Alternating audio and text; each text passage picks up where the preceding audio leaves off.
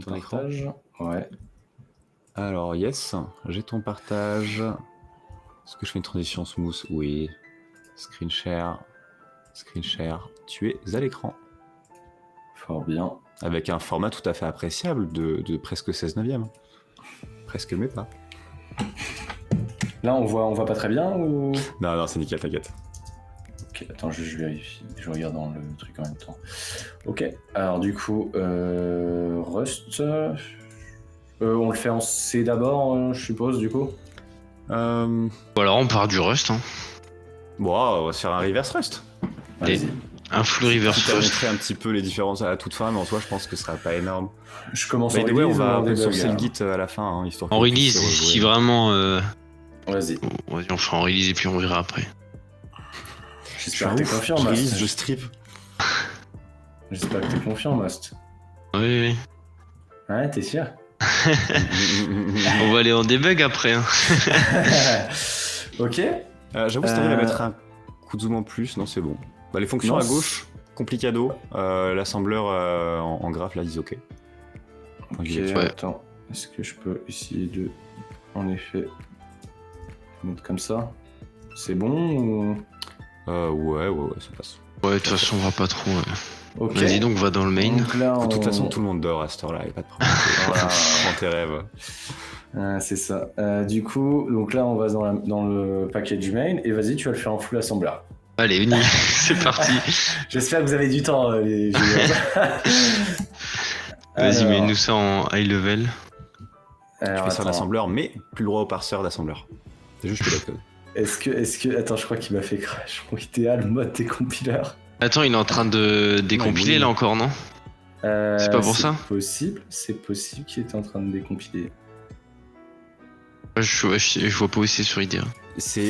Ça peut être vraiment plus long que d'habitude, laisse-lui le temps. Parce que franchement, le fait qu'on soit en screen share avec plein de flux, avec en plus les caméras, avec le tout qui se fait dans le browser, C'est pomper possible. up les corps. C'est fort probable, mais là, c'est inquiétant puisque je peux même Ça a l'air de plus bouger beaucoup, ouais. Ouais.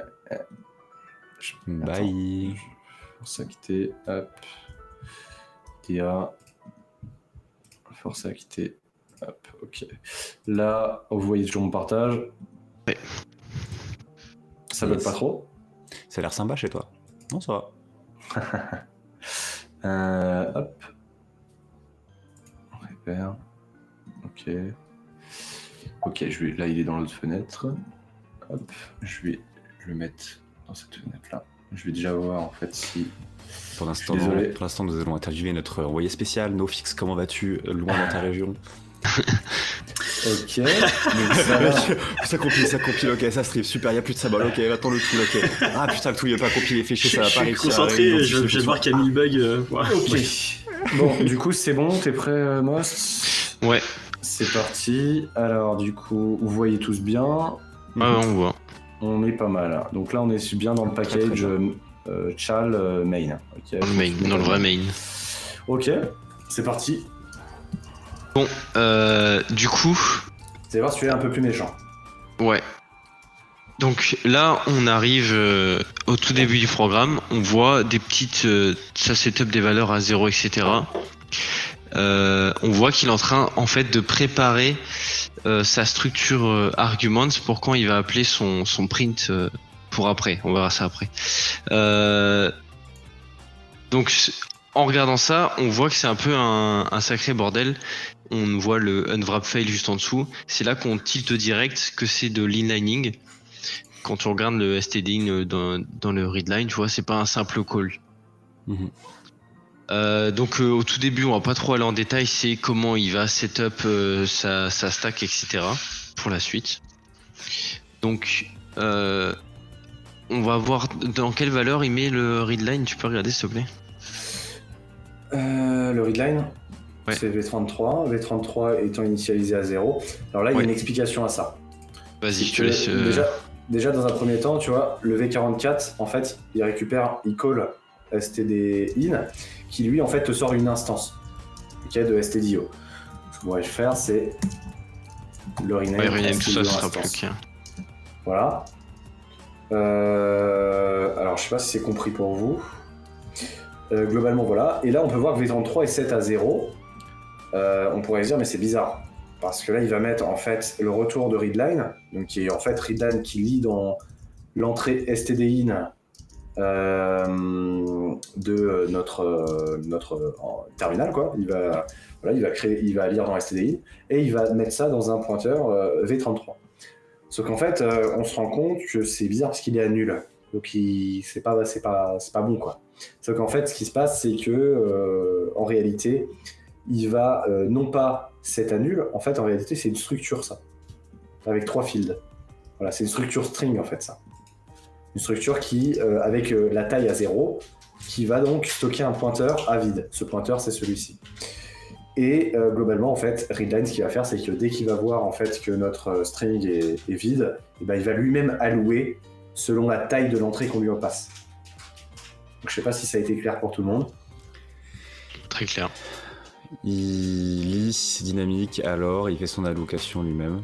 Voilà, c'est ça. Donc Il là, faut voir peut-être plus les use cases. Dans quel cas ça va être vide, non vide. Ouais, alors c'est un peu compliqué, je vais pas te mentir. On a essayé de comprendre, mais c'est un peu assez compliqué. sombre. En fait, on a regardé dans les internals de Rust, c'est pas simple à comprendre. Globalement, c'est ce qu'on en a compris, quoi. Voilà. Alors, je sais pas si vous voulez qu'on vous le montre quand même, mais voilà. On aimerait vous épargner ça quand même. Vas-y, tu peux rename le. Voilà, donc ça à la limite, tu vois, voilà, là tu renames ton input, donc V33. Tiens. Bon, Donc ça, on verra du coup quand on passera en mode debug, on verra tout ça, c'est beaucoup plus clair. C'est juste là que ça a été inliné sur. Donc, on voit le readline et souvent après un readline, on y met un trim. Sauf que là, c'est pas un call à trim, c'est un call directement à trim match. Si on regarde le code source. Ouais. Parle peut-être d'abord du résultat qui est ressorti par readline quand même pour le unwrap justement. Ah oui, bah c'est ce que tu disais tout à l'heure. Attends, c'est pas un expect parce que on a un message prédéfini, Là, c'est ça? Si justement, là c'est un expect parce que comme tu peux le voir, le message. Oui, voilà. Failed to read. Voilà, c'est un mot de passe. Justement, il est pas gêné. Enfin, c'est un truc il est custom quoi. Donc Voilà, c'est bien un ça. expect. Par contre, comment tu vois que c'est un. Il a été inliné, c'est pas un expect, c'est juste le fail parce que le expect a été inliné. Ok. Voilà, donc en fait, c'est quand tu vois le mvrap fail, ça te met sur la piste, ensuite que tu vois que c'est un message qui est custom, c'est là que tu dis, bah tiens, c'est un expect. Voilà. Donc ensuite, du coup, c'est-à-dire qu'on a un readline.expect, et après, il va appeler la fonction. Normalement, tu appelles une fonction trim. Si tu regardes dans le code source de trim, tu vas voir que le trim appelle trim match. Donc c'est là que tu vois aussi qu'il y a eu de l'inlining. Je sais plus exactement il y a quoi dans le trim, mais je crois qu'il y a juste un call à trim match si je dis pas de bêtises.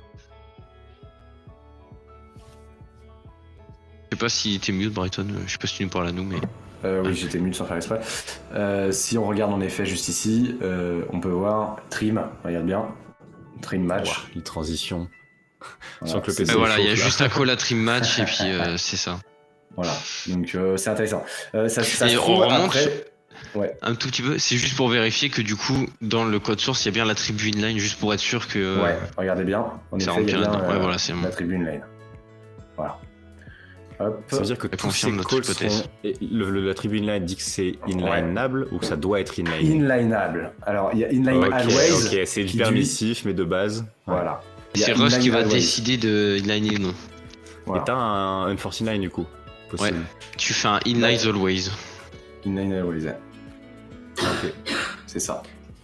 Micro-interruption, et quand même, Maître Skip nous a fait une petite réponse pour la question trollesque de début de stream.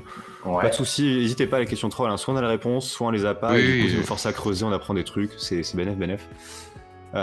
Du coup, son piège n'a pas marché. Ça, le register time clone, ça gère la mémoire transactionnelle.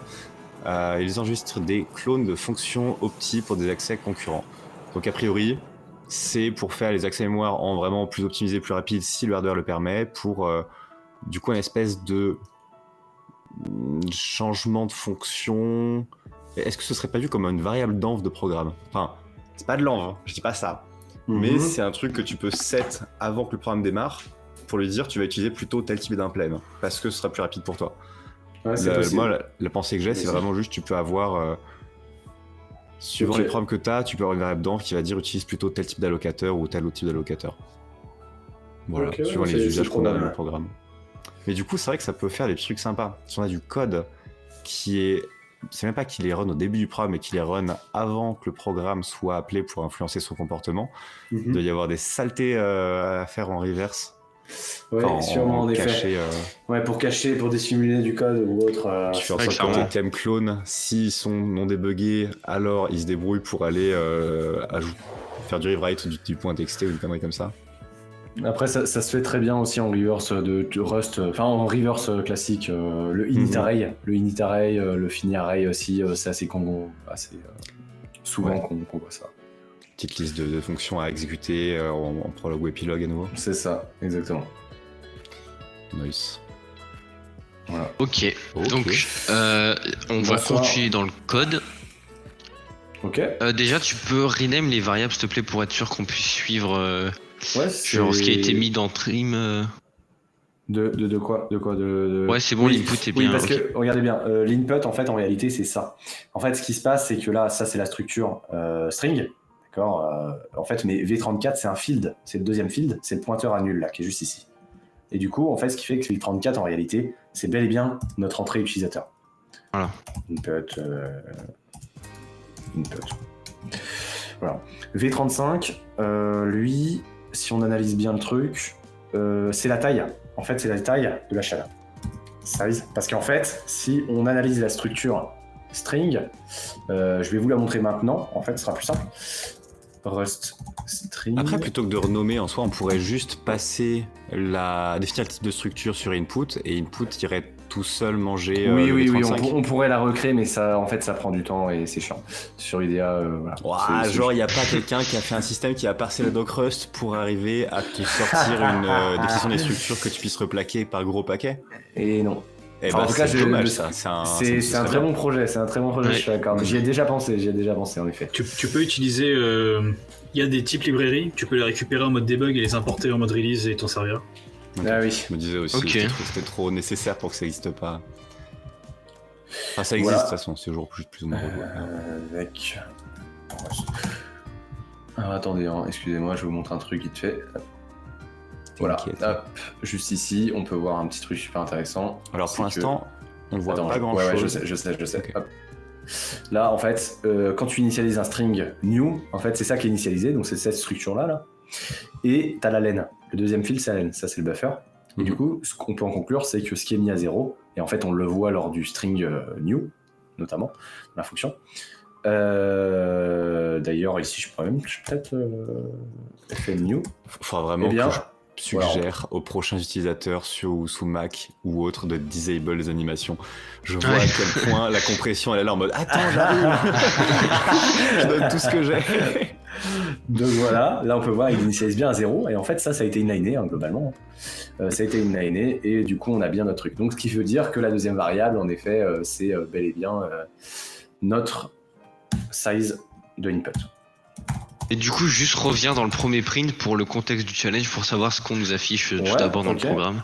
Donc là si on va dans le premier print, on peut voir la chaîne de caractères juste ici, c'est ça ouais, et ben là on peut voir Là-dedans. enter your name. Ok, bon. Voilà. Donc pour l'instant, Ok. ça demande un nom. Juste après, on a un readline. Donc C'est ça. on en est là pour l'instant. Donc là on peut même rename ça à la limite, voilà celui-là, en username. Input. Ouais, c'est ça.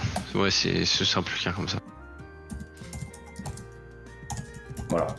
Ok, jusqu'ici vous suivez les gars vous aussi ça fait. va. Ok. Donc c'est parti. Donc ensuite, Oui, ça aussi c'est le retour de trim match. Ça c'est username. Trim. Voilà. En gros. Voilà.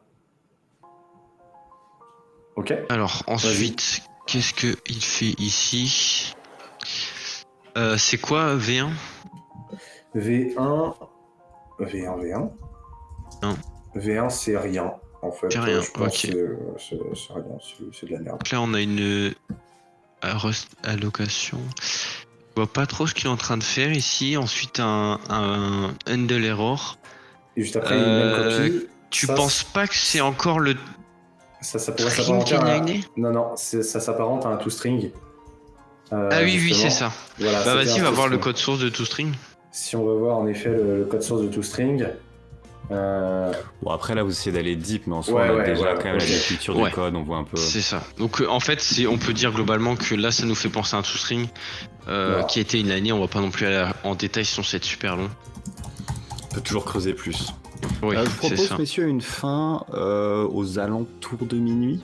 On n'aura peut-être Ok. pas le temps de faire tous les sujets du voiture, Oui, mais on a tout à déjà fait. fait un bon truc. Oui, oui, c'est Et clair. je pense que de toute façon, nous on est des passionnés et c'est votre milieu, donc on pourra en faire parler des heures. Oui, Pour c'est les gens sûr. qui se font une intro au bout de 3 heures bloc, Ouais, c'est Ouais. clair. Ouais, bah, je Ouais. comprends tout à fait. On va essayer d'aller moins dans les détails, de faire un peu plus vite. wow, sans presser non plus, mais je veux dire, on polish celui-là proprement, on fait la petite ouverture, Ouais, et ouais, la c'est petite à ça. la fin et une tout. Ok, ça. donc Donc là, globalement, si ensuite- on résume un peu le programme, ce qu'il fait, c'est qu'il prend une entrée utilisateur qui s'apparente à un username et Ouais. qui va supprimer tout ce qui est \n, etc. Voilà, avec trim. Ok, donc une fois qu'on sait où est stocké notre variable username, on voit un premier if et avec du XOR un peu bizarre. Donc pour mieux comprendre, V3 c'est quoi? V3, il me semble que c'est la size de notre input, si je dis pas de Ouais. bêtises. Ouais, c'est ça, c'est la taille en fait de notre nouvelle allocation qui est juste là.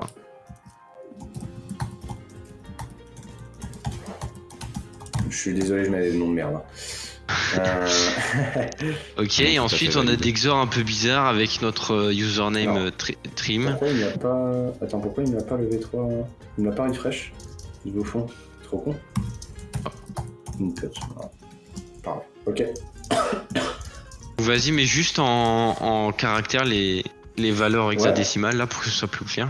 Donc là, déjà, résume un peu. Size input différent 6. Ok. Ouais, donc d'abord, il va checker si on est différent de 6, du coup, il va set, si je dis pas de bêtises, la valeur à 0. Ouais. Donc, C'est ça. on Donc- a une condition là. Pour l'instant, on sait pas si on doit rentrer dedans ou pas, on regardera dans le print. Et ensuite, on voit qu'il fait de la comparaison avec la Luca. Bon, ça a été mis en Little Indian, c'est ça? Ouais. Ok. Donc maintenant, on va voir dans le print, savoir ce qui est censé s'afficher, savoir si ça va être un message d'erreur ou pas. Mais du coup, il est en train de comparer notre username avec la Luca. Wrong name. Wrong name. Voilà. Ok. C'est un guess, pas de conclusion hâtive, ça pourrait être n'importe quoi, vraiment. Ah oui, non, c'est du full guess. Ouais, et c'est un guess. Et donc là, on voit que wrong name, donc c'est là qu'on se rend compte que bah, c'était bien ça. Après, mon challenge de CTF, c'est tout le temps du full guess. Ah non, mais de toute façon, c'est ce qu'il faut, hein. oui. Ça fait un gain de temps énorme, on va pas. Oui, cracher c'est ça. dessus. C'est ça. Du coup, ça veut dire quoi cette condition? Ça veut dire que si notre size input est différent de 6, on va avoir une valeur à 1. Donc on va rentrer dans cette condition. Ensuite, une fois qu'on a une bonne taille, Non. Oui, c'est pas ça? Si, Si, ça. on a notre truc bizarre avec le XOR. Donc ça veut dire qu'il va XOR les 4 premiers caractères de notre username avec la loup. Ça veut dire que si la valeur est différente de 1, ça va valider la condition du ou et du coup on va rentrer dans ce if. Donc ça veut dire quoi? Ça veut dire que nos 4 premiers caractères ils doivent être égaux à la lut pour que le XOR soit différent de 1. Parce que si on XOR par exemple L majuscule avec L majuscule ça donne 1, c'est ça? Je dis pas de bêtises. Oui, c'est ça. Non, A XOR A, ça fait 0. Oui, ça fait 0, ça fait 0. Ça fait 0, oui, d'accord. Oui, c'est ça. Enfin, fou XOR fou. Oui. Bon, bah du coup, c'est là qu'on en conclut que notre username doit être égal à la Luca, sinon on rentre dans cette condition qui nous affiche wrong username. Voilà. Donc si tu regardes le deuxième print, juste après le if, on est censé du coup avoir une autre une string qui va nous afficher genre ok bon username ou la suite. Tu l'as Vas-y, pas va dans en le over, print. l'affichage? De quoi? L'affichage de la string printée, il est pas affiché on over ou.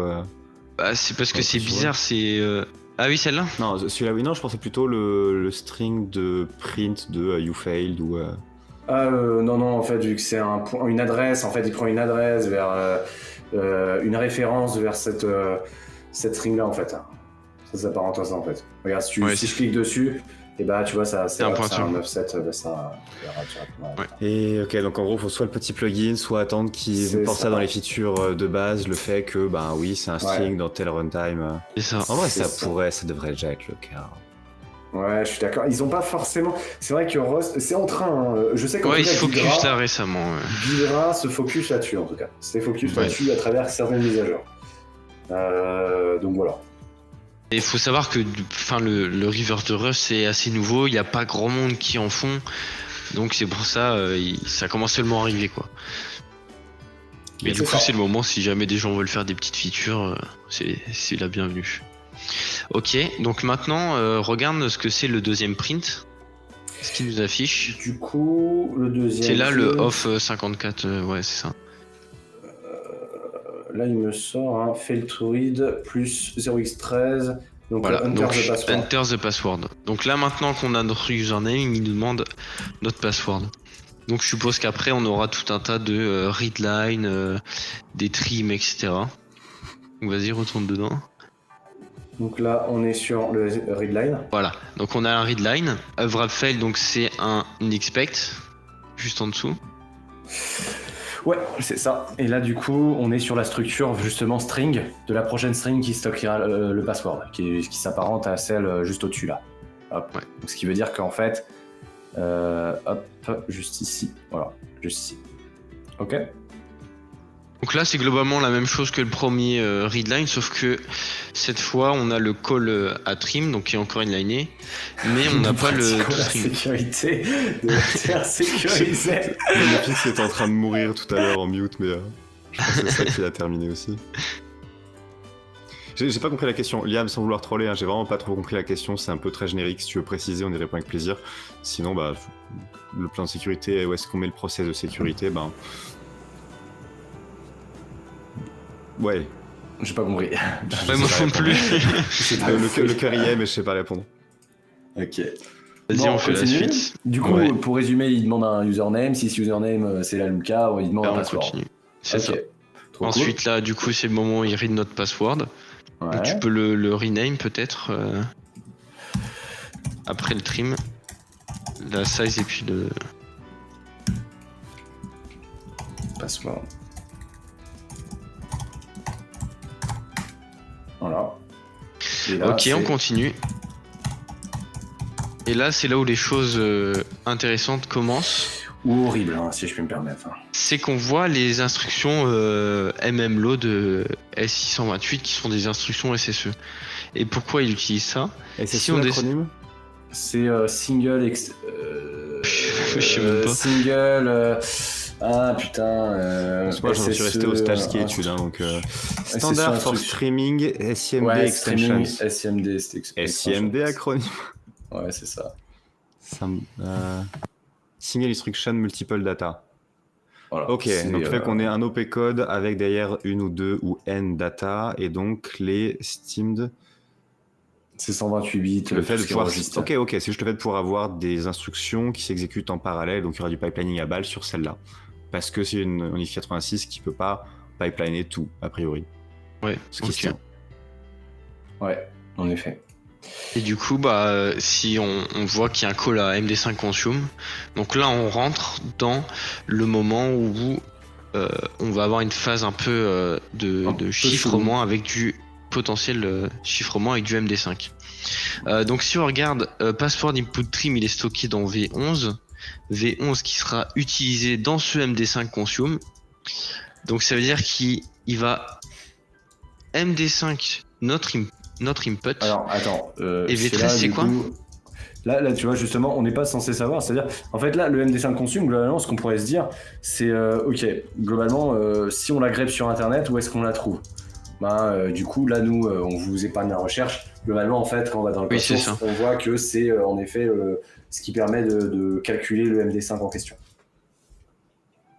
Ok. Et pour du MD5... Il y a des gens qui te vannent. Alors, soit c'est du troll, parce que t'as dit chiffré. Ah oui, peut-être. Ouah. Bye bad. C'est pas parce qu'on utilise un mot qu'on n'a pas la vision claire de ce que c'est, surtout quand on en est au bout de 2h40 de stream. C'est ça. Oui. Bon, ok. Donc, passer à du MD5. Du coup, on va aller voir ce qui se passe. Et là, c'est vraiment le truc vraiment compliqué et particulier. C'est toute cette partie du code.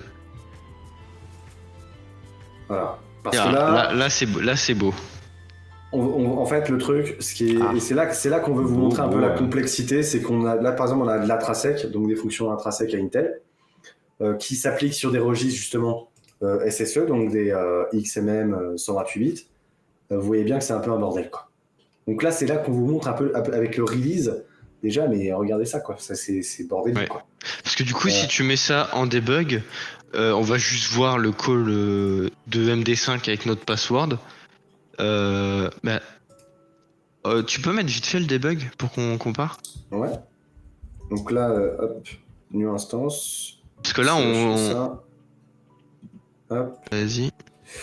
En effet, là, si je mets hop, en debug, Le call MD5 il sera clairement plus clair. hop, celui-là. On arrive donc ici. Repère.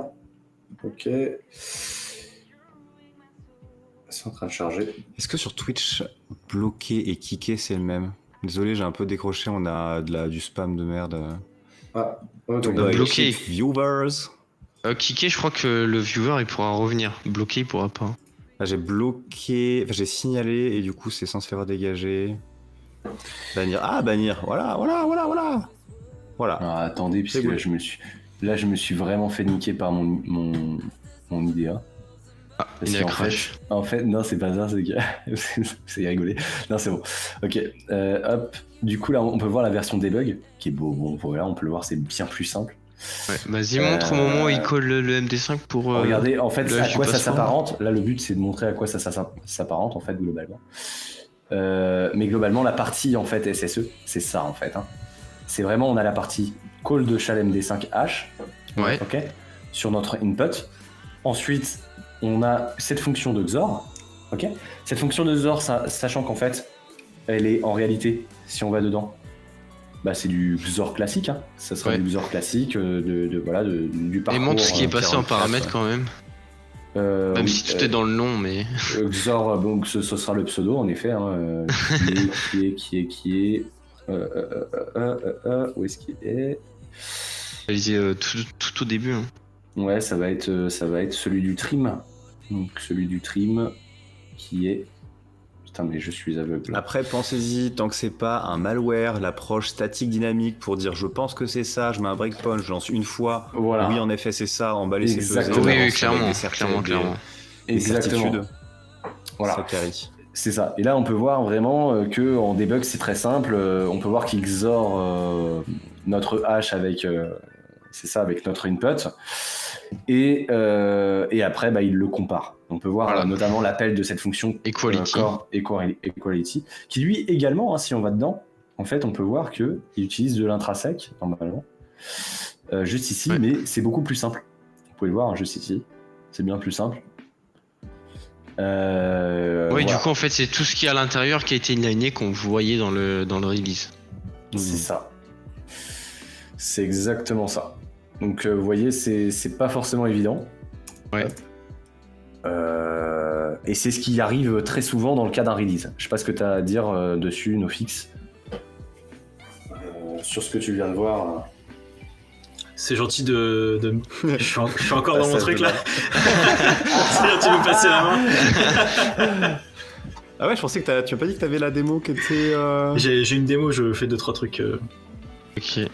T'en mets ça- ça à faire trop bien, et puis si Oui. jamais il y a 2-3 trucs à fixer sur la fin, Ça c'est fixe intéressant de bug, voir le process aussi. en prod. Mais désolé, je en t'ai live. filé une boîte empoisonnée en Mais disant. après, j'ai quand même entendu de loin, il y a quand même des trucs que tu peux quand même retomber sur tes pattes en voyant que c'est du MD5, il y a des constantes, Ouais, c'est ça. Ouais, c'est tout le à fait. bordel, mais bon, à partir du moment où tu connais le nom de la fonction, où tu sais à peu près ce que ça fait, Oui, Tant pis, t'es là, pas le tu symbole, guesses quoi. et puis voilà. Là, en fait, ce qu'on parlait, c'était plutôt de la partie intrinsèque où il y avait 10 000 fonctions intrinsèques dégueulasses pour la comparaison en fait et le XOR du hash. Vu que c'est du SSE, Vas-y, montre. vu que c'est du SSE, Ouais, c'est la ouais. merde. C'est un peu la merde quoi. Ça C'est ressemble vrai à ça. que Reverse de Rust, faut pas mal prendre de recul, voir le truc un peu plus de haut plutôt que regarder forcément l'assembleur. Exactement. quoi. Ouais, c'est C'est ça. ça. Parce que là, sinon, C'est tu ça. te perds. Hein. C'est pas moche. Genre, j'avais pas vu. Bah si, c'est moche de ouf. Ouais, c'est pas beau. Hein, c'est... En fait, Ah, tu vois qu'il y a un petit XOR tout en haut, hein. Autant. Je suis content de pouvoir zoomer autant parce que quand j'ai regardé un petit peu, je suis pas tombé sur ça et je me serais vraiment posé la question s'il y avait plus qu'un XOR. Ouais, mais en fait, ouais, c'est ce qu'on on peut vraiment se poser la question. Et puis même Ouais. au-dessus, il fait des opérations, justement, on estime que par exemple, vu qu'il va caster en SSE le H et qu'il a le username et qu'il le XOR, ça veut dire qu'en fait, il va forcément faire du modulo pour éviter Ouais. des out of band ou des trucs comme ça. Mais voilà, c'est tout. C'est pas forcément trop compréhensible, quoi. Donc c'est pour ça aussi. Bon, là, on voit que Rust, c'est incrémente. À la rigueur, on essaye de faire un bout de pseudocode qui imite ça, C'est et on ça. se retrouve plusieurs Ouais, plus tard à ouais. avoir fait ouais. 10 lignes de Python et se dire mais c'est deux strings XORés. c'est ça. Je connais ça. Mais Voilà. c'est beaucoup de guess en vrai, les tchals comme ça. Alors, là, moi, je vois ça, je c'est- vois il demande ton input, ensuite il hache ton password, il le XOR avec quelque chose, et ensuite il le compare. Donc là, tu fais un peu des tests, et puis Il si y a quoi tu dans guesses bien. le XMM Word 7D50 là au milieu? Enfin, milieu bas. 7D50. Ah oui, celui-là, c'est le H final. Ouais. C'est Ok. le H Zoré. Bah vas-y, C'est va c'est dessus le truc juste qui me pour met un voir. peu pop au niveau des yeux là. Il y a quand même des trucs, tu peux retomber un peu sur tes pattes quoi. Ouais, tu vois Ouais. le compare, Des tout ça. petites Là. C'est singularités ça. où tu peux ignorer la Ouais, moitié du t'as truc compris. quoi. Voilà. Là, globalement, mais c'est pour ça, c'est super intéressant. Là, globalement, en fait, là, c'est la comparaison de fin avec de l'intrasec qui a été inliné également. Mais c'est vraiment ce truc-là. En fait, vu qu'il se dit, j'ai affaire à un hash, je XOR mon pseudo avec ce hash-là, j'ai donc des optimisations à faire en utilisant de l'intrasec. C'est ça, au lieu de faire de l'array, tu vois, au lieu de faire des arrays, des tableaux, des vecteurs, etc. Donc je pense que c'est voilà, c'est au niveau de ça et ces optimisations là. C'est pour ça que Rust, c'est pas non plus quand tu fais du reverse de Rust, comment dire, c'est pas juste du statique. En fait, il va forcément falloir un moment débugger, je pense. Enfin, c'est mon avis. Ouais.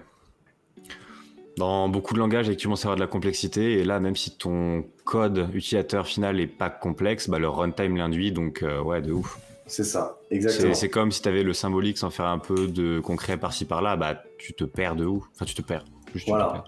Et après, en parlant du runtime, aussi il y a d'autres complications. Ça peut être le cas où on utilise du Tokyo runtime, donc ce qui est relativement courant, en tout cas dans les malwares que moi j'ai pu reverse sur des samples que j'ai trouvés sur Malware Bazar.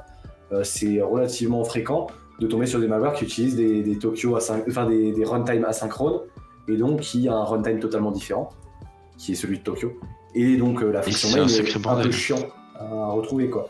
Surtout dans Quand le on, cas quand où on parle de runtime Tokyo, on parle de runtime au-dessus du asynchrone. runtime Rust qui donne plus de choses. On parle du même Ouais. runtime Rust, parle- mais rendu oui. asynchrone en mode fork on barbare. parle du même runtime Rust, sauf Ok. qu'en fait, au lieu que ce soit le runtime de Rust qui call le package main de l'autre, ça va être le Tokyo runtime. Donc ça veut dire que ta main, en fait, ce sera une instance de Tokyo. Voilà, ce sera la macro Tokyo. J-Rust. Just. C'est un peu genre le côté asynchrone du JS dans tous les sens, mais avec la puissance du Rust. Quelque sorte. En soi, on peut faire de l'asynchrone dans tout, mais Oui. j'imagine juste l'enfer des callbacks avec les systèmes de pool, de mémoire, de machin, où tu lances et c'est géré par quelque chose derrière. J'imagine que ça va être vraiment un enfer. Le même runtime, je veux dire, là on pouvait quand même rentrer dans les fonctions et se dire ok, ça fait ça, ça, ça. Si t'as le premier niveau de async où tu vas faire un thread et puis ça va faire sa vie, puis t'as le deuxième niveau où tu finis par avoir des queues ou des pools pour pouvoir gérer tout avec une armée de workers ou de memory pool à chaud déjà là. Et du coup, il faut que tu aies un système pour les rebalancer ou faire en sorte que ce soit vraiment petit. Et du coup, là, tu perds le côté je suis mon code et ça fait ce qu'il faut. Parce que tu as vraiment un système de données temporaires stockées avant que ce soit récupéré. Genre, C'est ça. Je regardais Yazi, c'est le côté Ouais. file manager, browser à la volée. Ils utilisent Tokyo, ils utilisent en plus un système AE au-dessus de Tokyo et genre, même pas joli. Genre, ça doit être infernal. Mais je te vraiment dis, infernal. C'est optimisé, c'est agréable, mais waouh. Au Real World, il y avait un binaire, un chal de reverse, de pod en même temps, c'était du Rust. Je sais plus c'était quoi le principe. En fait, tu avais 3 serveurs. En fait, un qui pouvait communiquer avec un, et il fallait en fait réussir à récupérer le flag sur l'autre serveur qui lui pouvait communiquer avec celui du milieu. Donc il fallait en fait utiliser ce serveur-là, le pawn, pour récupérer, requêter le serveur avec le flag. Et tout était en Rust. mais je peux te dire que c'était infernal, c'était asynchrone. Il y avait quand même, ils ont été gentils sur ça, il y avait quand même le debug, c'était un mode debug. Bon, Mais Seigneur. c'était infernal. Tu fais comment? Bah écoute, moi je fais L-Trace, S-Trace et qu'on regarde tout ce qui est comparé au niveau assembleur ou quand instruction. Sinon, derrière, je comprends pas la logique, juste je rejoue les strings vers le serveur, Ouais. en espérant que ça passe, avec un peu de chance. Ouais. La première fois qu'on est tombé sur le Runtime Tokyo, c'était en release en plus. C'était un sacré bordel à retrouver. T'imagines. Je vous propose quand même qu'on fasse maintenant qu'on a montré que ça pouvait être bordélique, mais qu'on s'y retrouvait, qu'on fasse le sol final du challenge pour le côté pas trop frustrant. Ouais. Into NoFX qui nous fait son meilleur flex de démo. Ouais, au bout de. Peut-être, éventuellement. Petit flex, tout petit. Vas-y, juste bah un du coup pop. Brighton, juste récupère la string Ouais. avec laquelle est comparée à la fin et puis on sait ce qui se passe. Donc si on récapitule, Je t'ai mis dans le Discord aussi le cyberchef que j'utilisais ah pour oui au sol. pire on va sur Cyberchef directement. Donc si on récapitule, tout d'abord il te demande un input pour ton pseudo. S'il est égal à Lucas, tu continues. Ensuite, il te demande un password qui va hasher en MD5. Et à la C'est fin, il va récupérer le hash et il va le xorer avec le pseudo qui est la Lucas. Alors, du coup, tu m'as dit, en effet, on a notre. Oui, voilà, Là, faut t'as la juste string prendre ou le pas hash. Oui, c'est ça, faut prendre le hash, c'est ça, et tu le Le hash xores final qui a été avec, xoré avant. C'est Ouais. ça, c'est ça. Donc voilà, alors attends, je retourne sur IDEA. Hop. On va le choper. Ici, je récupère donc ma string de comparaison. Donc ça, on imagine que ça c'est la string en effet, le hash chiffré, xoré, avec le pseudo, et on récupère globalement cette donnée là, qui est le 50. Juste ici. Le XOR étant magiquement transitif, non, idempotent au carré, comme on dit. Transitif, ça se dit, je crois. Ouais, mais transitif. Genre, c'est quand t'as A rond B rond C et qui te fait A rond C. Non, là, c'est pas tant ça que je veux dire. Je sais pas si c'est transitif. Vas-y, maintenant prends un XOR. Faut peut-être que tu fasses un from ex avant, je sais pas. Oui. Ouais, le 0x, sinon, il je va te pas l'ai envoyé. comprendre, je pense. La recette. Up to you. Mets ton from ex, ton XOR. Avec en ASCII la Luca. En UTF-8. Putain, mais y a même pas please subscribe, quoi. Hop. J'ai regardé, c'est même pas le flag. On n'a même pas fait les trucs à la IFSEC ou XCT. Voilà. Ensuite, tu fais un. Même pas mets-le en ex parce que ça reste un H à la fin. Ah oui, pourquoi après- j'ai mis en décimal Et après, du coup, oui, tu le craques et puis c'est bon. Le 0x, il fonctionne en Fromex, il te met pas le 0 en parasite au début? Je pense que si. Ouais, pense- ouais, normalement c'est. Que crois si ça fonctionne ou si il te le parasite? Je Ah pense bah, que ça on parasite. Bah non, Ah ouais, voilà. Non, non, 6 Non, non, ça rien, peut rien. changer. 6-2. Soit il détecte de manière. C'est bon ça. Il y a un truc qui change. Attends, hein. 6-2 et ça termine par F1, vas-y, enlève le. Délimiteur auto. Délimiteur Ah ouais. auto. Ouais. 0x. Ah oui, non, ça c'est quand tu mets. Oui, en effet. Non, je pense que ça fonctionne. Rien de marché. Vas-y, maintenant. Fais sur Crack Station, un truc comme ça. Puis pour vous en glisser un petit que j'aime beaucoup. HTTP. Alors attends. Est-ce T'es c'est pas parce fail dans le qu'il copier-coller demande- Non, non, non, tu peux le mettre directement. Enlève le 0x. il sait Cherche faire. juste ça en dorkant sur internet. Deux. Tu prends ton H et tu fais juste quote, ton H quote. Ça va te sortir. Ah ouais, ça peut marcher. Ouais, ça marche oui, carrément. Ok. Enfin, pas tout le temps, mais t'as peut-être chance. Oui, dans ce cas-là, oui. Dans ce... MD5 hashing est vraiment pépite pour ça. Bah là, Vas-y, ça me ressort rien là. Attends, Eh j'ai- bien, va prendre ma recette cyberchef que je t'ai envoyée sur le Discord. Ouais. Ou que je balance dans le chat si tu veux. Hop, je vais te dire ça tout de suite. Discord. Hein. Ah, je sais pourquoi tu t'es fail. Ouais. T'as pas fait la conversion Little to Big Indian Ah, quand t'as le pris con, le H. Le con. Classique. Alors, T'imagines, tu fais un H qui est un palindrome, enfin pas un palindrome, mais tu peux pas qui, le faire quand ici. il est réversé est valide, mais pour un autre type de mot de Ah, passe. Vraiment, avec comment les tu dis ça? T'es un mec, mais ça fait 40 fois que le submit, ça valide le binaire et tout. Tu fais ouais, mais c'est l'une des deux solutions possibles. Mais je sais pas comment tu peux en trouver un qui marche dans ce sens.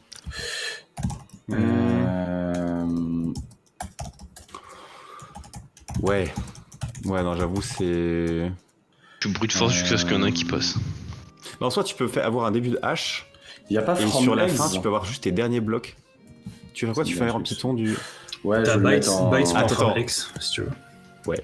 Ah oui, voilà. On a trouvé ça avec c'est Dry en fin d'après. Bytes from X. Du coup, c'était... Tu veux faire de l'exa vers l'exa là? Non, en fait, je vais... Tu vois, en gros, je vais mettre en... Il veut l'inverser quoi, il le met en... Mais pourquoi j'ai vraiment pas souffert de ça, moi? Qu'est-ce qui s'est passé? Ah peut-être que, Parce que sur Binja, il le met il le déjà. met directement. Ouais, il le met Ça, directement. ça va pas marcher ce que tu fais là, je pense. Ouais, tu crois? Ouais. C'est byte from X avec des quotes. C'est pas le 0x, c'est une string. Ah oui, bah oui. Et après, c'est int.fromBytes. Et t'as byte order en argument. Et du coup t'enlèves le 0x. Ah, Ouais, et t'enlèves le 0x. en gros, là, je mets un in.fromByte, c'est ça? Entre mon... Tu retires le X au début, à la place, tu mais in.fromBytes, Ah ouais. oui, ok. Et byte order, big. Bah, little du coup, parce que sinon ça change rien. Pourquoi vous voulez en faire un? Ah oui, et du coup, vous remettrez un coup de X à la fin? Ouais. Wouah. Du coup, ici, je l'enlève, ça? Et C'est ça en vrai, Little. from pas n'importe étoile, unpack, repack. Oui, c'est vrai. Quel que, enfer. euh, Je pense vraiment pour les trucs comme ça, Putain, on ouais, aurait fait, je suis désolé, je suis un peu en stress, là. à base de... C'est te prends pas la tête. En fait, c'est Ouais, les, c'est fon- trop. les fonctions, je m'en souviens plus en Python à chaque fois. Mais elle marche pas la recette qui t'a envoyé Tu m'as envoyé. Ah oui, mais dans si, mais Discord. j'ai pas regardé. J'ai pas regardé Ah oui, encore. ok. Oui. Vu que je me suis dit, je vais faire le kéké. Je me suis dit l'effet de la pro du live. En vrai, j'étais chaud de le faire, le parti Crack Me en live. Je me suis dit, non, on sait comment ça va se terminer. Ouais. C'est bien d'avoir une recette, même si ça, en théorie ça se fait en 5 minutes parce que c'est un simple. Trop risqué. Trop risqué. Par contre, j'insiste Voilà. vraiment, dorker un coup. Dorker avec ça te fait des résultats plus rapides et ça Ouais. paralyse liste d'office. Ah j'avoue, je fais jamais ça, moi je suis tout le temps sur Crackstation. Vas-y, Dork fais en un coup de premier. Google Doc, voir... Fais un coup de Google Dork. Dork en premier, et si ton Dork il te sort Ouais. rien, et alors là, tu... Je fais ça comme ça. Ouais. Oui, ok. Ah voilà, du Quand c'est des Toto 1, 2, classiques, 3. t'as tout. Et le truc, c'est que ça te fait plein de sites directs. Genre, le cache de Google devient ton Ah, ok, ton je vois. système de hash to password. Devient ta Ah, remote ouais. table, kind of. Ouais, Très kind of, ok. parce que c'est pas vraiment ça, mais... Hop. Oh, ouais, par contre, attends. Le dernier, là, admin data user, Oula. fucked users. Point de... Pardon. Ah ouais. De quoi ça s'agit? On va éviter d'y aller. Ah bah c'est un gros dump ça, hein. Ouais, on va Ouais. éviter, ouais. Si on peut éviter d'avoir le strike. Oh, le maintenant. Toto 1, 2, 3 en password là. Ouais. Donc voilà, du coup, ça c'est good. Et après, bah, il y a nos fixes, quoi. Je te propose quand même de montrer vite fait le code source, parce que là, on a fait masse. Ouais, Ouais, parce qu'on vas-y, voulait montre le montrer code ça. source. Au Ouais. moins qu'on le survole 2 secondes. Mais ils vont Puis se rien rendre que compte pour c'est- nos guesses de fonctions inlinées comme ça, ça nous montre bien que c'était ça. Yep.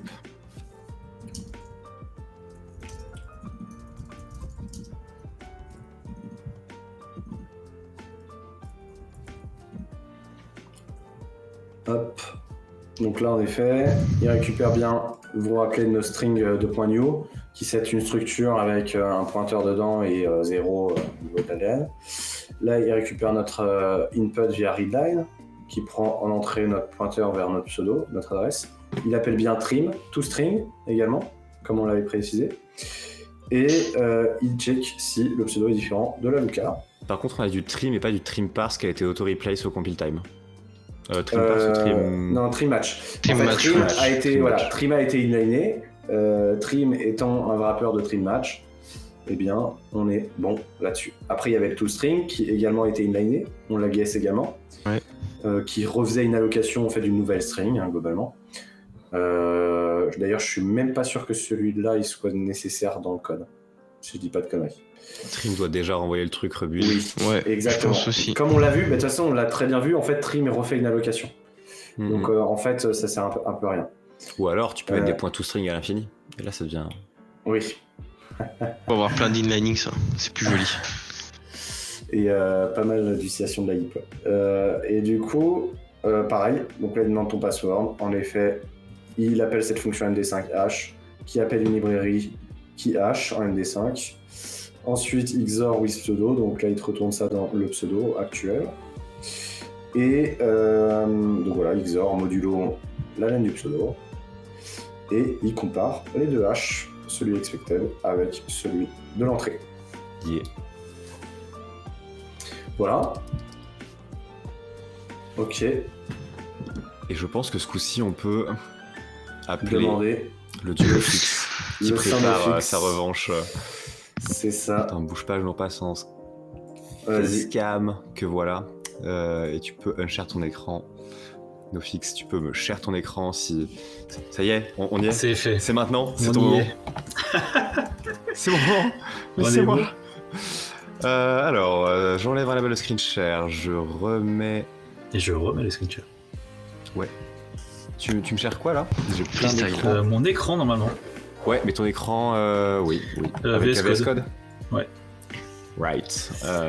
C'est bon, je balance ton écran? Ouais, tu peux y aller. Allez. Je préfère demander des fois... Enfin, des fois Ouais, je dans le donne doute. encore, mais c'est ça. Alors du coup, la récupération de symboles, c'est à la fois compliqué et simple.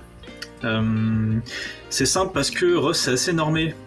Et donc, finalement, on pourrait se dire il y a beaucoup d'optimisation selon l'environnement, etc. Mais il n'y a pas beaucoup de paramètres qui peuvent vraiment influencer sur ces optimisations-là. Donc il n'y a pas beaucoup de paramètres à tester pour tomber sur les bonnes choses. Donc là, j'ai repris le chat de TCP client qu'on avait tout à l'heure. Je l'ai juste mis en release. J'ai retiré les symboles de debug et je les strip. Comme ça, on est sûr qu'il n'y a pas de symbole. Et du coup, deux choses.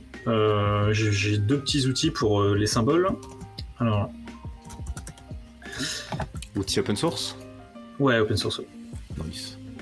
Du coup, en haut, j'ai un petit outil qui cherche juste des informations dans un exécutable Rust.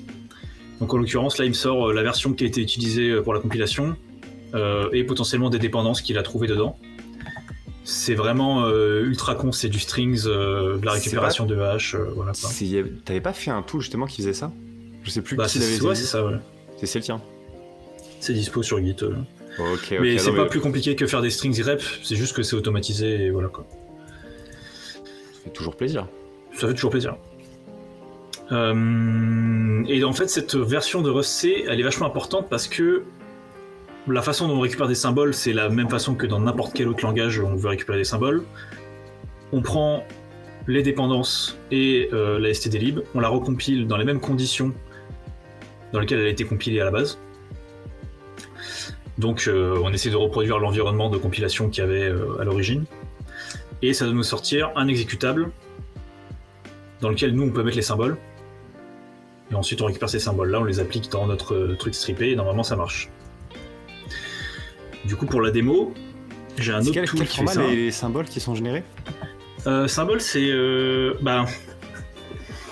les symboles dans l'exécutable que tu viens de compiler, c'est ça dépend de ta cible. Si c'est du Linux, ce sera du Dwarf. Je crois que c'est ça le format.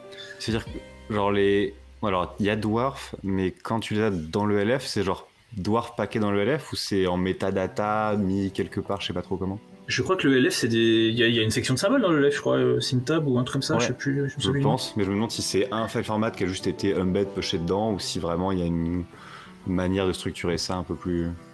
Honnêtement, En je tout sais cas, pas toi, trop, tu mais je pense que ça génères doit un être. paquet de symboles à côté. Alors, moi, pour le moment, ce que je fais. Enfin, jusque-là, là, je recompile juste un truc équivalent, mais avec les symboles. Donc, typiquement, là, par exemple, on va me demander de compiler. Bon, faut pas aller trop vite. Ok, vas-y. Là, j'ai juste vu que pour le moment, ça avait été compilé avec Rust version 1.71.1. Si je regarde mon exécutable que je vais ouvrir dans IDA, je vais dans le main, la décompilation, et il n'y a pas de symbole. A priori, tout est vide. Moi, ce qui m'intéresserait serait au moins d'avoir la stdlib pour pas avoir à me perdre dans le runtime, etc. Pour le coup, la stdlib, c'est extrêmement simple à signer, c'est extrêmement simple de récupérer les symboles. Rust met à disposition les symboles. Pas sous forme de symboles en soi, mais sous forme de librairie où il y a tous les symboles. Donc ensuite, on utilise n'importe quel outil adapté pour créer des symboles. Donc si on a Binja, il y a un outil qui s'appelle SigKit qui permet de faire générer des symboles. Si c'est IDA, c'est SigMake. Donc tu triches vite fait en recompilant pour créer une lib qui a ces symboles dont tu vas demander d'extraire la table des symboles pour la replaquer dans le programme qui t'intéresse. Globalement, c'est ça, ouais. C'est smart. C'est smart. C'est à peu près ce qui est fait dans tous les langages quand on essaie de récupérer des symboles, quoi. Ok, bah je me demandais si on n'allait pas genre générer directement une table de symboles plutôt que de générer une lib et d'apprendre un outil qui en extrait, mais en vrai, autant se reposer sur la toolchain existante. C'est sûrement plus stable. Dans le cas de Rust, l'avantage c'est qu'il te ship les librairies du compilateur et de ta cible avec les symboles. Donc t'as juste à récupérer les symboles et à les replaquer, et ça marche. Et dans le cas des dépendances que tu vas inclure, typiquement si tu inclus du MD5, de l'AES, etc., là il y a un peu plus de complexité. Il faut que tu recompiles ces librairies-là avec un environnement plutôt similaire, et normalement tu peux récupérer aussi les symboles. Du coup j'ai un petit exemple là. Donc là, compiler les dépendances dans le bon environnement, machin, ça demande un peu de travail et un peu de recherche. Ça demande du temps, donc j'ai pas fait ça tout de suite. Par contre, j'ai fait ça pour la stdlib, juste récupérer le symbole de la stdlib. Et pour le coup, c'est très simple. Donc j'ai automatisé le truc dans un petit outil pareil qui est open source sur mon Git. Je lui passe la toolchain que je veux récupérer, quoi. Donc là, typiquement, je sais que ça a été compilé avec 1.71.1. C'est une cible Linux. J'ai pas de raison de penser que la cible a été modifiée. Je prends la cible officielle. Je lui passe mon IDA pour lui dire fais-moi un symbole dans IDA. Et SigMake qui est le générateur de signature pour IDA. Et après, il va aller récupérer toutes les librairies du runtime, les signer une par une, et à la fin, il me génère une signature que je peux ingérer dans IDA. Et donc cette signature-là, j'ai plus qu'à la foutre dans IDA. Hop. Et du coup, tout ce qui est en haut dans la barre en cyan, qui vient d'apparaître en bleu clair, là, c'est des fonctions qui ont été reconnues. Donc a priori, il y a quand même ça fait un gros paquet de matchs qui est un peu favorisé par le fait que j'ai compilé le truc sur mon PC sans les symboles. Et après, j'ai récupéré les symboles sur le même PC. Si on avait deux PC différents, il y aurait peut-être des petites différences. Mais la plupart du temps, on a quand même des très bons résultats avec ça. Là, si je refais un petit coup de F5, hop. C'est beau. Il y a plein de symboles qui sont encore mangled parce que j'ai pas la bonne version d'IDA, je crois. La version juste après démangle les noms, mais... Après, tu pourrais très bien voir les symboles qui sont... En vrai, ce que tu peux faire, c'est que tu peux utiliser des mangles de Rust. Il y a une lib pour ça. Au niveau du rename des symboles, tu peux d'abord les démangler et les rename comme ça. Ah oui, mais c'est en Rust alors. Ouais, mais c'est pas simple à faire, quoi. Parce que dans la toolchain, la façon dont ça marche avec IDA, c'est que je génère un fichier de pattern qui va matcher la fonction exactement. Ouais. À la fin, ça donne un label. C'est vrai que je pourrais parser le fichier path et changer le label, machin, etc. Maintenant, ça me rajoute un niveau de complexité dans mon code qui est pas forcément très utile parce que IDA va gérer ça tout seul, quoi. Ouais, c'est sûr. Okay. Oui, c'est tout seul, c'est sûr. Je veux dire, il y a bien un moment où tu récupères ces symboles-là. Je veux dire, c'est ça que je comprends pas. Ouais, j'ai un fichier de pattern quelque part. Il doit être là, je pense. Mais après, ce qu'il dit, ça se tient complètement. Même s'il peut le faire pour les ajouter démanglés, vu qu'IDA le fait, autant pas ajouter la logique. Le meilleur code, c'est celui que tu n'écris pas et que tu ne maintiens pas. Exactement. J'ai déjà assez de bugs comme ça. J'ai assez de problèmes comme ça avec ce code. Mais c'est je veux pas rajouter des features. Donc là, il y a quand même beaucoup de trucs du runtime qui sont reconnus. C'est cool, ça. On est beaucoup plus à l'aise. C'est cool. Et après, voilà, il y a les dépendances où les dépendances c'est un peu plus compliqué. Il y a pas mal de edge case. Si ça vous intéresse, j'ai un blog post dessus. Je fais un peu de pub. Ben non, c'est carrément. Ouais, il est bien en plus. C'est super bien ton tool là. Et justement, comparé à un outil comme Cerberus, tu vois. Ouais, c'est ce que j'allais demander. C'est quoi la différence alors?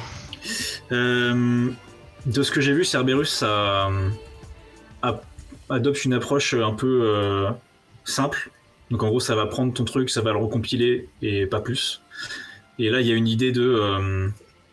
si tu vas voir dans le blog post, je cible un truc, un implant qu'a ciblé Ivanti. Et cet implant-là, il avait des options de compilation particulières, avec un environnement particulier, etc. Et tout ça, c'est des trucs qu'on peut paramétrer dans l'outil que je donne. Et Cerberus est peut-être un peu moins intelligent sur ces trucs-là, donc il rate en fait les symboles. Parce que le moindre octet de différence va changer. Oui, c'est sûr. Et après, c'est pas les mêmes approches aussi. Typiquement, Cerberus, il va essayer de signer lui-même en faisant lui-même son pattern pour les fonctions. Et moi, je délègue ça à des outils typiquement IDA, etc. qui le feront pour moi, quoi. Ce qui fait que c'est plus long, mais après, j'ai des bons résultats. Donc, moi, ça me dérange pas d'attendre 3 heures s'il faut attendre 3 heures si j'ai des résultats à la fin, quoi. Ouais, bah carrément. Non, mais c'est cool, hein, putain. Chômage technique, petit café. Le classique.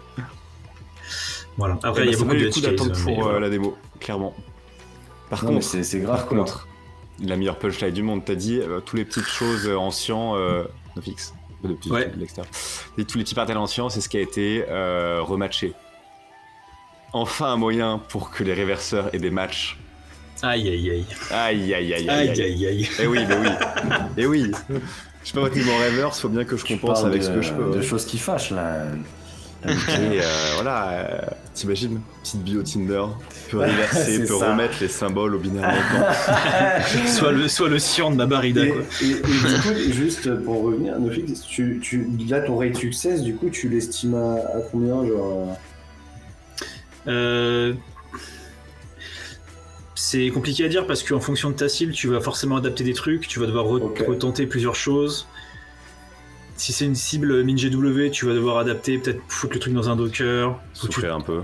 Faut que tu guesses les options de compilation que le mec a utilisées. Alors, il y en a, dans le blog post c'est écrit, mais il y en a que 4 et elles ont pas beaucoup de valeur possible. Donc tu retombes vite sur tes pattes. Après, à tempête, 4 du coup, 4 factoriel, t'as du 120. Pas du tout. Je sais plus, 4 x 3 x 2. 3, 4, 12, 24. C'est 4, mais en vrai, il y a des trucs où tu les verras pas, ou peu, ou. Enfin. En fait, quand tu vois les options, Même si tu sais bien qu'il a fait. Rien t'empêche de faire toutes les permutations d'options et derrière regarder ce qui a le plus haut success rate de rematch. Tu peux. Mais par contre, vu que c'est long de faire une signature, bon. Ouais. Faut que tu aies un peu de puissance de calcul quand même. Mais tu peux. Location de GPU pour faire de la compil. Pas du tout. Ne faites pas ça. French Hitman qui faisait quand même différence pour Cerberus et cet outil. Cerberus va récupérer toutes les libs, les hacher et du coup faire du fingerprinting, enfin faire du match après.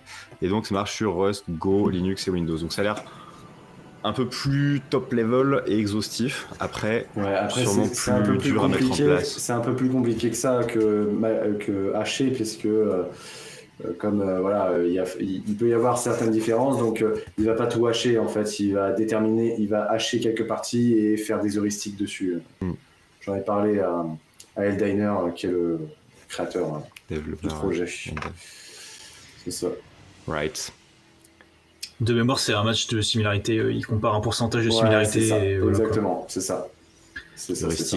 Heuristics. Moi j'avais fait la même chose en fait comme projet dans mon école pour justement retrouver des symboles des binaires statiques en C. Et au début on était parti sur quoi ? On était parti sur du Levenstein. Ah bah vous imaginez pas le temps qu'il fallait pour matcher ne serait-ce qu'une fonction. Bon, par la suite on a réussi via un système de hash très précis, etc. Oui, il faut clairement un type de hash adapté. Voilà. On retrouve toutes les fonctions directement en très peu de temps, en quelques secondes.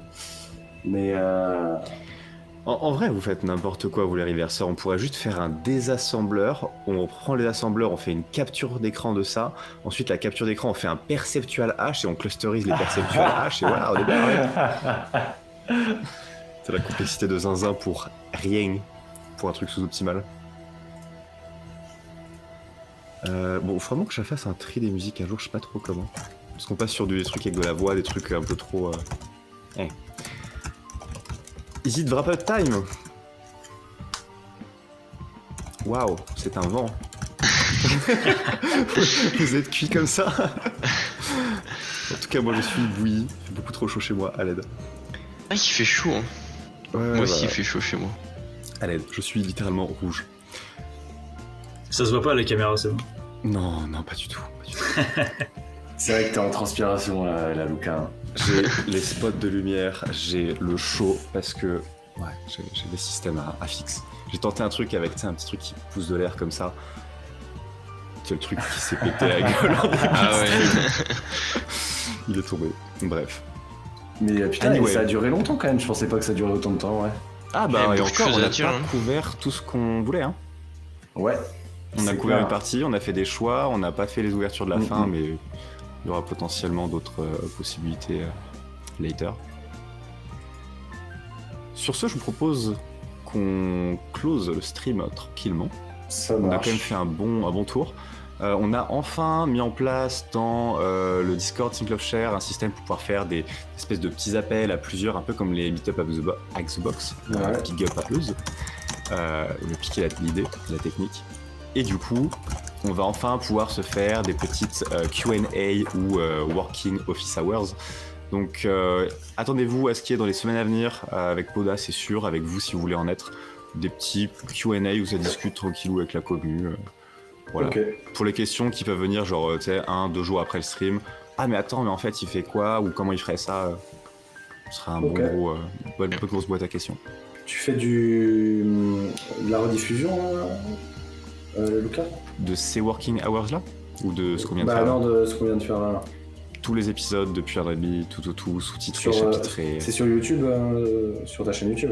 Ah, je sais pas si c'est une vraie question ou si tu me tends une perche. Non, vraiment. Alors, je viens de mettre ça dans le chat. Le petit link tree, tous les C'est liens vrai que ça ce aurait soit. pu, ça aurait pu. Ça, c'est une bonne perche, je l'ai pas saisi. C'est une bonne perche. Non, on a bien sur Twitch toute la partie directe.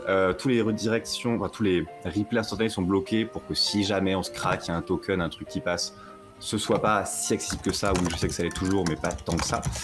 En tout cas, best effort. Et sinon, ouais, les rediffs sont sur YouTube. Globalement, une semaine, max 2 quand je pas le time, c'est simplement que ça. Et ouais, sous-titré dans la langue qui n'est pas utilisée, donc si est en français, en anglais et inversement, histoire que ce soit accessible au plus grand nombre. Ok. Polo. Le fixe, t'as un très beau clavier d'ASM. Ouais, on adore. Je mettrai en mandatory un clavier qui n'est pas le clavier du laptop. Même si en vrai, honneur à ton clavier de laptop, à ton micro de laptop qui fait un son décent. Ah, attends, on a eu un crash de dernier. Il y a eu un crash là. Non, il y a des petits freeze. Il y a des petits freeze. Mas, là on le voit plus là. Moi je le vois. Oui, mais vous Non, le voyez non. pas là? Alors. Mais t'as un écran noir. What? Ah ouais? Tu le vois noir, tu dois avoir le. Ah oui. Ah ouais, mais- en fait je le vois Mais sur moi le c'est du stream. pire tout pire. Moi ça marche très bien là. Ouais, mais en fait je le vois sur le stream et je le vois pas sur mon routeur. J'ai plus sur Ah, Video c'est bon, Ninja. Ouais, non, clairement là le réseau il commence à mourir. J'ai plus sur Video Ninja, par contre je l'ai dans Ouais, moi aussi. OBS. Moi j'ai C'est sur le bugué stream. en fait. J'ai sur le stream, ouais. Écoutez, c'est du pire tout pire. Si ça peut péter entre deux hosts sans impacter tout le monde, est-ce que c'est pas la résilience finalement? Ouais, c'est ça. Sur ce, nous allons wrap up, regarder si on peut renvoyer du monde à Virtu. Merci aux 24 personnes encore présentes en fin de stream, ce fut long Ouais, et c'est intense. clair. Et voilà, des gros bisous à vous, j'espère que ça vous a régalé. Si vous voulez donner un petit mot, un petit big up pour la fin, messieurs, c'est maintenant. Ouais.